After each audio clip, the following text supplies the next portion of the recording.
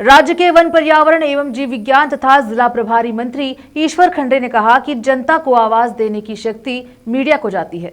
शहर के मैलूर रोड पर स्थित जीएनडी कॉलेज परिसर के गुरु नानक भवन में कर्नाटका मीडिया अकादमी और सूचना एवं जनसंपर्क विभाग के सहयोग से कल्याण कर्नाटका क्षेत्र के पत्रकारों के लिए एक दिवसीय कार्यशाला का उद्घाटन करने के बाद बोलते हुए उन्होंने कहा कि मीडिया न केवल विधायिका, कार्यपालिका और न्यायपालिका का संदेश जनता तक पहुंचाता है, बल्कि इन अंगों की कमियों को भी उजागर करता है और प्रगतिशील कार्य करने पर उनकी प्रशंसा भी करता है।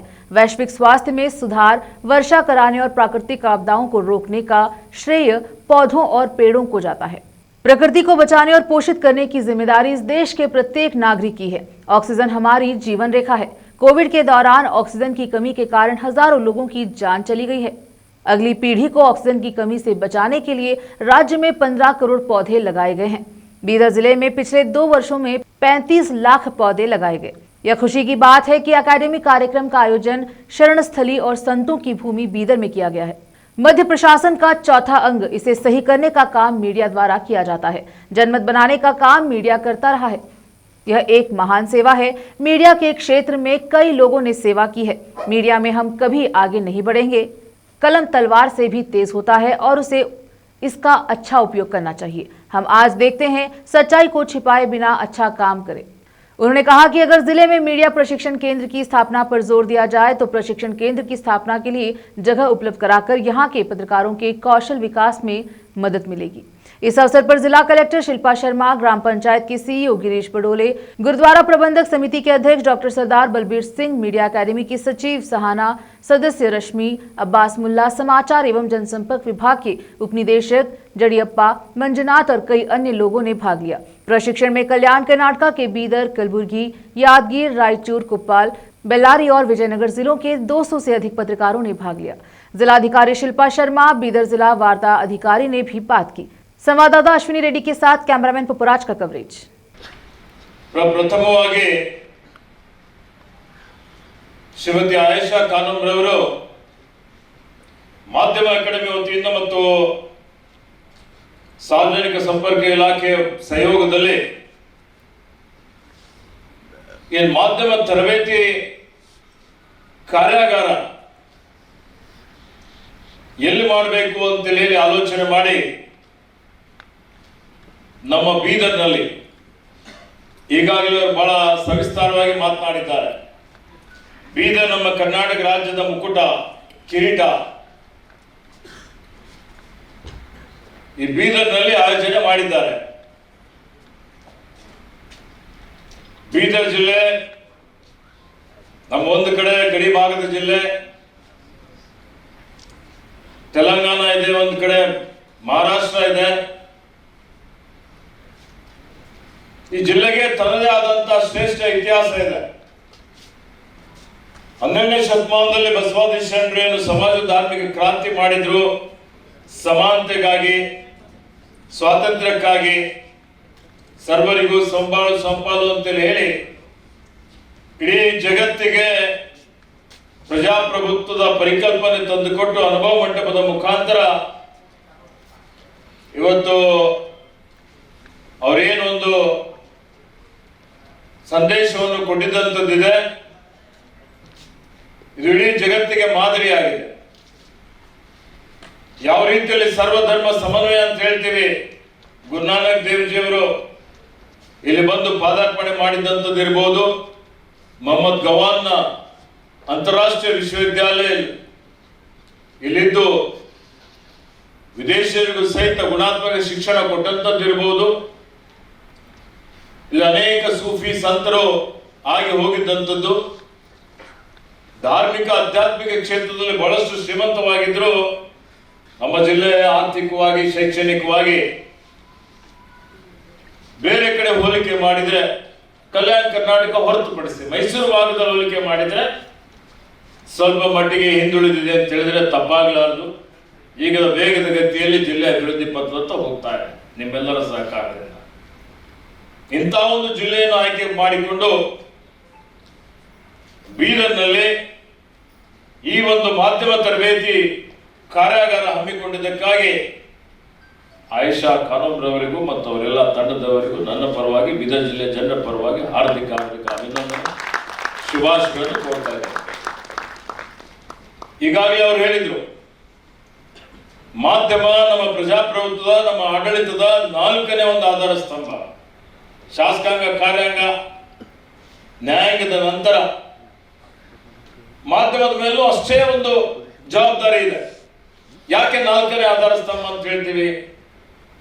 ಶಾಸಕಾಂಗ ನಾವು ಕಾಯ್ದೆ ಕಾನೂನು ಮಾಡ್ತೀವಿ, ಕಾರ್ಯಾಂಗ ಅದನ್ನು ಅನುಷ್ಠಾನ ಮಾಡ್ತದೆ, ನ್ಯಾಯಾಂಗ ಸಂವಿಧಾನಾತ್ಮಕವಾಗಿ ನಾವು ಮಾಡ್ತಾ ಇದ್ದೇವಲ್ಲ ಅನ್ನುವಂತ ನೋಡುವಂಥದ್ದು. ಇವೆಲ್ಲ ಎಲ್ಲೋ ಒಂದು ಕಡೆ ಲೋಪದೋಷಗಳಿದ್ದಂಥ ಸಂದರ್ಭದಲ್ಲಿ ಅದನ್ನು ಜನರಿಗೆ ತಂದು ಜನರಿಗೆ ಮುಟ್ಟಿಸುವಂತ ಒಂದು ಮಹತ್ತರವಾದಂಥ ಕೆಲಸ, ಮತ್ತೆ ಸಮಾಜದಲ್ಲಿ ಒಂದು ಜನಾಭಿಪ್ರಾಯ ಮೂಡುವಂತ ಶಕ್ತಿ ಯಾರಿಗಾದ್ರೂ ಇದ್ರೆ ಅದು ಮಾಧ್ಯಮಕ್ಕಿದೆ ಅಂತಲೇ ಬಹಳ ಹೆಮ್ಮೆಯಿಂದ ಹೇಳಿಕೆ ಬಯಸ್ತಾರೆ. ಅದಕ್ಕೆ ಪತ್ರಿಕಾ ವೃತ್ತಿ ಇದೊಂದು ಬರೀ ವೃತ್ತಿ ಅಲ್ಲ, ಅದೊಂದು ಪವಿತ್ರವಾದಂಥ ವೃತ್ತಿ ಅಂತೇಳಿ ನಾವೆಲ್ಲ ಸಮಾಜ ಸೇವೆ ಅಂತ ನಾವು ತಿಳ್ಕೊಳ್ಬೇಕಾಗ್ತದೆ. ಆತ್ಮೀಯ ಬಂಧುಗಳು, ಇವತ್ತು ನೀವು ನೋಡಿ, ಇವತ್ತಿನಿಂದಲ್ಲ, ಸ್ವಾತಂತ್ರ್ಯ ಪೂರ್ವದಿಂದಲೂ ಸಹಿತ ನಮ್ಮೆಲ್ಲ ಸ್ವಾತಂತ್ರ್ಯ ಸೇನಾನಿಗಳು ಹೋರಾಟ ಮಾಡುವಂತಹ ಸಂದರ್ಭದಲ್ಲಿ ಅವತ್ತೇನು ಅನಕ್ಷರತೆ ಇತ್ತು. ಯಾರು 10-15% ಸಾಕ್ಷರತೆ ಮಾತ್ರ ಇತ್ತು, ಯಾರಿಗೂ ವಿದ್ಯಾಭ್ಯಾಸ ಮಾಡಿರಲಿಲ್ಲ. ಅಂತ ಸಮಯದಲ್ಲಿ ಸಹಿತ ಬಾಲ್ ಗಂಗಾಧರ್ ತಿಲಕ್ರವರು, ರಾಷ್ಟ್ರಪಿತ ಮಹಾತ್ಮ ಗಾಂಧೀಜಿಯವರು, ಸಂವಿಧಾನ ಶಿಲ್ಪಿ ಡಾಕ್ಟರ್ ಬಾಬಾ ಸಾಹೇಬ್ ಅಂಬೇಡ್ಕರ್ ಅವರು ಮಾಧ್ಯಮದ ಮುಖಾಂತರ, ಪತ್ರಿಕೆಗಳ ಮುಖಾಂತರ ಸಮಾಜದಲ್ಲಿ ಒಂದು ಪರಿವರ್ತನೆ, ಒಂದು ಬದಲಾವಣೆ ತರಲಿಕ್ಕೆ ಅವರಲ್ಲಿ ರಾಷ್ಟ್ರೀಯತೆ, ದೇಶಭಕ್ತಿ ಕಿಚ್ಚು ಹತ್ತಿಸುವಂತ ಒಂದು ಕೆಲಸವನ್ನು ಮಾಡಿದಂಥದ್ದು ನಾವು ನೋಡಿದ್ದೇವೆ. ಸುಮಾರು 245 ವರ್ಷಗಳ ಇತಿಹಾಸ. ಬೆಂಗಾಲ್ ಗೆಜೆಟ್ ಬಂದು 1780ರಲ್ಲಿ ಬಂತು. ಕರ್ನಾಟಕದಲ್ಲಿ 1843ರಲ್ಲಿ ಮಂಗಳೂರು ಸಮಾಚಾರ ಬಂತು. 182 ವರ್ಷಗಳ ಇತಿಹಾಸ. ಸುದೀರ್ಘವಾದಂಥ ಇತಿಹಾಸದಲ್ಲಿ ಬಹಳಷ್ಟು ಸಾಧನೆ, ಬಹಳಷ್ಟು ಕೊಡುಗೆ ಮಾಧ್ಯಮದವರು ಮಾಡಿದ್ದಾರೆ ಅನ್ನುವಂಥ ಮಾತನ್ನು ನಾನು ಇಲ್ಲಿ ಹೇಳಿಕೆ ಬಯಸ್ತಾ ಇದ್ದೇನೆ. ಈಗ I am actually very happy, I am very glad that Ayeshaji ಅವರು ಸ್ಪೋಕ್ ಅಬೌಟ್ ಪ್ರಿನ್ಸಿಪಲ್ಸ್. ಯಾವ ಪ್ರಿನ್ಸಿಪಲ್ ಮೇಲೆ ನೀವು ನಿಮ್ಮದು ಮೀಡಿಯಾ ನಡೆಸಬೇಕು ಅಂತ ಶಿ ಸ್ಪೋಕ್ ಅಬೌಟ್ ದಟ್. ಈಗಿನ ಕಾಲದಲ್ಲಿ ಜನರಲಿ ಅವೆಲ್ಲ ಬಗ್ಗೆ ಯಾರು ಮಾತಾಡಲ್ಲ. ನೀವೆಲ್ಲರಿಗೂ ಗೊತ್ತಿದ್ದಂಗೆ ನಮ್ಮ ಡೆಮೋಕ್ರೆಸಿಯ ಎಷ್ಟು ಪಿಲ್ಲರ್ಸ್ ಇದ್ದಾವೆ? 4 ಪಿಲ್ಲರ್ಸ್. ಜನರಲಿ ನಾವು 3 ಪಿಲ್ಲರ್ಸ್ ಬಗ್ಗೆ ಮಾತಾಡ್ತಿದ್ವು: ಎಕ್ಸಿಕ್ಯೂಟಿವ್, ಲೆಜಿಸ್ಲೇಚರ್, ಜುಡಿಷರಿ. ಈಗ ಇತ್ತೀಚೆಗೆ 4ನೇ ಪಿಲ್ಲರ್ ಕೂಡ ಆ್ಯಡ್ ಆಗಿದೆ. 4ನೇ ಪಿಲ್ಲರ್ ಯಾರು? Media. So media is the 4th pillar of democracy. You all are 4th pillar of democracy. ಆ ಡೆಮೋಕ್ರೆಸಿ ಪಿಲ್ಲರ್ ಆಗಿ ಅಂದರೆ ಅದನ್ನ ಕೆಲವೊಂದು ಎಂಟೈಟಲ್ಮೆಂಟ್ಸ್ ಕೂಡ ಇರ್ತದೆ, ಆದರೆ ಜವಾಬ್ದಾರಿಗಳು ಕೂಡ ಇರ್ತದೆ. ಎಂಟೈಟಲ್ಮೆಂಟ್ಸ್ ಅಂದರೆ you will just throw your weight ಅಷ್ಟೇ ಇಲ್ಲ, ಜವಾಬ್ದಾರಿ ಕೂಡ ಇದೆ. ಡೆಮೋಕ್ರೆಸಿಯ ಪಿಲ್ಲರ್ ಆಗಿ ಕೆಲಸ ಮಾಡುವಾಗ we have to work with certain principles. ಯಾವುದು? I am also a part of executive. ನಾವು ಕೂಡ ಆ ಪ್ರಿನ್ಸಿಪಲ್ಗಳನ್ನು ಫಾಲೋ ಮಾಡಬೇಕಾಗುತ್ತೆ, ನೀವು ಕೂಡ ಆ ಪ್ರಿನ್ಸಿಪಲ್ಗಳನ್ನು ಫಾಲೋ ಮಾಡಬೇಕಾಗುತ್ತೆ. ಯಾವುದು? One is neutrality, objectivity, integrity. Neutrality ಅಂದರೆ ನಿಷ್ಪಕ್ಷವಾದ. ಕೆಲವೊಂದು ನಾವು ಏನು ನೋಡ್ತೀವಿ, ಗ್ರೂಪಿಸಮ್ ಅಂದರೆ ಒಂದು ಪರ್ಟಿಕ್ಯುಲರ್ ಗ್ರೂಪ್ ಸಲುವಾಗಿ ನ್ಯೂಸ್ ಮಾಡ್ತಾರೆ. ಅಥವಾ ಆಸ್ ಎಕ್ಸಿಕ್ಯೂಟಿವ್ ಆಲ್ಸೋ ಕೆಲವೊಂದು ಅಧಿಕಾರಿಗಳು ಆಗಲಿ, ಬೇರೆ ಇದು ಆಗಲಿ, ಒಂದು ಪರ್ಟಿಕ್ಯುಲರ್ ಗ್ರೂಪ್ ಸಲುವಾಗಿ ಕೆಲಸ ಮಾಡ್ತಾರೆ. That is not correct. Individual benefits ಸಲುವಾಗಿ, ಒಂದು ಪರ್ಸನಲ್ ಬೆನಿಫಿಟ್ ಸಲುವಾಗಿ ನಾವು ಕೆಲಸ ಮಾಡಿದರೆ ನಾವು ಕರೆಕ್ಟಾಗಿ ಸುದ್ದಿ ಕೊಡೋಕ್ಕೆ ಆಗಲ್ಲ. ಸೊ ನಿಷ್ಪಕ್ಷವಾಗಿ ನಾವು ಕೆಲಸ ಮಾಡಬೇಕಾಗುತ್ತೆ. ಆಬ್ಜೆಕ್ಟಿವಿಟಿ ಅಂದರೆ ಒಂದು ಉದ್ದೇಶ ನಮ್ಮಲ್ಲಿ ಇರಬೇಕು. ಉದ್ದೇಶ ಏನಂದರೆ ಕರೆಕ್ಟಾಗಿ ನ್ಯೂಸ್, ಫ್ಯಾಕ್ಚುಯಲ್ ನ್ಯೂಸ್ ನಾವು ಕೊಡಬೇಕು. ಕೆಲವೊಂದು ಬರೀ ಫೇಕ್ ನ್ಯೂಸ್ ಕೂಡ ನಮ್ಮ ಗಮನಕ್ಕೆ ಬರುತ್ತೆ. ಆ ಥರದ್ದು ಡೆಫಿನೆಟ್ಲಿ ವಿ ಶುಡ್ ಅವಾಯ್ಡ್. ನಿಮ್ಮದು ಇನ್ನೊಂದು ಆಬ್ಜೆಕ್ಟಿವ್ ಇದೆ, ಒಪಿನಿಯನ್ ಬಿಲ್ಡಿಂಗ್. ಜನರಲಿ ಅಂದರೆ ಒಂದು ಸೋಷಲ್ ಕಾಸ್ ಇರಲಿ, ಒಂದು ಸೋಷಲ್ ಸಬ್ಜೆಕ್ಟ್ ಇರಲಿ, ಎಲ್ಲ ಜನರಲ್ಲಿ ಒಪಿನಿಯನ್ ಅದರ ಬಗ್ಗೆ ಇರಲಿಕ್ಕೆ ಸಾಧ್ಯ ಇಲ್ಲ. Because we have our limited capacity. ನೀವು ಆ ಸೋಷಲ್ ಕಾಸ್ ಬಗ್ಗೆ ಒಪಿನಿಯನ್ ಬಿಲ್ಡಪ್ ಮಾಡ್ತೀರಿ. ಆ ಬಿಲ್ಡಪ್ ಮಾಡೋದು ಕೂಡ ನಿಮ್ಮ ಜವಾಬ್ದಾರಿ. ಆದರೆ ಆ opinion again should be neutral, ನಿಷ್ಪಕ್ಷವಾದ ಇರಬೇಕು, ಮತ್ತು ಕರೆಕ್ಟ್ ಇನ್ಫಾರ್ಮೇಷನ್ ಜೊತೆಲಿ ಇರಬೇಕು.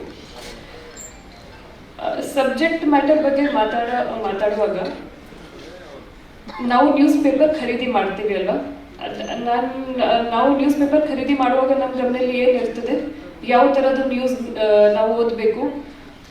One is starting from top international relations, national, ಆಮೇಲೆ ಸ್ಟೇಟ್, ಆಮೇಲೆ ರೀಜನಲ್, ಅಥವಾ ರೀಜನಲ್, ಸ್ಟೇಟ್, ನ್ಯಾಷನಲ್, ಇಂಟರ್ನ್ಯಾಷನಲ್. ಈಗ ಇಟ್ ಡಿಪೆಂಡ್ಸ್ ಆನ್ ಮೀ. ನನಗೆ ಅಂದರೆ ಸ್ಟೇಟ್ ಸುದ್ದಿ ಜಾಸ್ತಿ ಬೇಕಿದ್ರೆ ನಾವು ಸ್ಟೇಟ್ ನ್ಯೂಸ್ ಪೇಪರ್ ಯಾವುದೋ ಒಂದು ಖರೀದಿ ಮಾಡ್ತೀವಿ. ಆದರೆ ಆ ಸ್ಟೇಟ್ ಸುದ್ದಿ ಜೊತೆಯಲ್ಲಿ ನಮಗೆ ಅದರಲ್ಲಿ ಕೆಲವೊಂದು percentage, 5% may be international relations ಕೂಡ ಇರಲೇಬೇಕು. ಆದರೆ ಅದು ಆಗಿಲ್ಲ ಅಂದರೆ my opinion will be limited. ನಾವು ಬರೀ ಒಂದೇ ನ್ಯೂಸ್ ಓದ್ತಾ ಇದ್ದೀವಿ ಅಂದರೆ I am just stuck with that. So ನೀವು ಸ್ಟೇಟ್ ನ್ಯೂಸ್ ಎಡಿಟರ್ ಇದ್ದರೆ ಕೂಡ ಕೆಲವೊಂದು ಮಟ್ಟದ್ದು ನಿಮ್ಮದು ರೀಜನಲ್ ಕೂಡ ಅದರಲ್ಲಿ ಬರಬೇಕು, ಸ್ಟೇಟ್ ಮ್ಯಾಕ್ಸಿಮಮ್ ನಿಮ್ಮದು ಇರಬೇಕು, ನ್ಯಾಷನಲ್ ಹಂತದಲ್ಲಿ ಏನು ನಡೀತಾ ಇದೆ ಅದನ್ನು 10%, 20% ಇರಲೇಬೇಕಾಗುತ್ತೆ, ಆ್ಯಂಡ್ ಇಂಟರ್ನ್ಯಾಷನಲ್ ರಿಲೇಷನ್ಸ್ ಕೂಡ 5% ನೀವು ಇಡಬೇಕಾಗುತ್ತೆ. ಅದಕ್ಕೂ ಅಧಿಕ ಎಕರೆ ಅತಿಕ್ರಮಣ ಭೂಮಿಯನ್ನು ತೆರವುಗೊಳಿಸಿರುವ ನಮ್ಮ ಹೆಮ್ಮೆಯ ಅರಣ್ಯ ಸಚಿವರಿಗೆ ನಿಮ್ಮೆಲ್ಲರ ಪರವಾಗಿ, ಮಾಧ್ಯಮ ಅಕಾಡೆಮಿ ಹಾಗೂ ವಾರ್ತಾ ಇಲಾಖೆ ಪರವಾಗಿ ಹೃತ್ಪೂರ್ವಕ ಧನ್ಯವಾದಗಳು. ಅದೇ ರೀತಿ ಈ ಕಾರ್ಯಕ್ರಮಕ್ಕೆ ಕಾರಣೀಕರ್ತರಾದ ನಮ್ಮ ಅಕಾಡೆಮಿಯ ಅಧ್ಯಕ್ಷರಾದ ಆಯೇಷಾ ಖಾನಮ್ ಅವರಿಗೆ, ಈ ಸಂಸ್ಥೆಯ ಅಧ್ಯಕ್ಷರಾದ ಬಲ್ಜೀತ್ ಸಿಂಗ್ ಸಾಹೇಬರಿಗೆ, ನಮ್ಮ ಮಾನ್ಯ ಜಿಲ್ಲಾಧಿಕಾರಿಗಳಾದ ಶಿಲ್ಪಾ ಶರ್ಮಾ ಮೇಡಮ್ ಅವರಿಗೆ, ಜಿಲ್ಲಾ ಪಂಚಾಯತ್ CEO ಡಾಕ್ಟರ್ ಗಿರೀಶ್ ಬದೋಲೆ ಅವರಿಗೆ, ನಮ್ಮ ಮಾಧ್ಯಮ ಅಕಾಡೆಮಿಯ ಸದಸ್ಯರಾದ ನಮ್ಮ ಗೆಳೆಯರಾದ ಅಬ್ಬಾಸ್ ಅವರಿಗೆ, ನಮ್ಮ ರಶ್ಮಿ ಮೇಡಮ್ ಅವರಿಗೆ, ಸಹನಾ ಅವರಿಗೆ ಹಾಗೂ ಎಲ್ಲರಿಗೂ ಧನ್ಯವಾದಗಳನ್ನ ಅರ್ಪಿಸ್ತೀನಿ. ಶರಣಾರ್ಥಿ. ಧನ್ಯವಾದಗಳು. ಈಗ ಗೋಷ್ಠಿ ಆರಂಭಗೊಳ್ಳುತ್ತದೆ.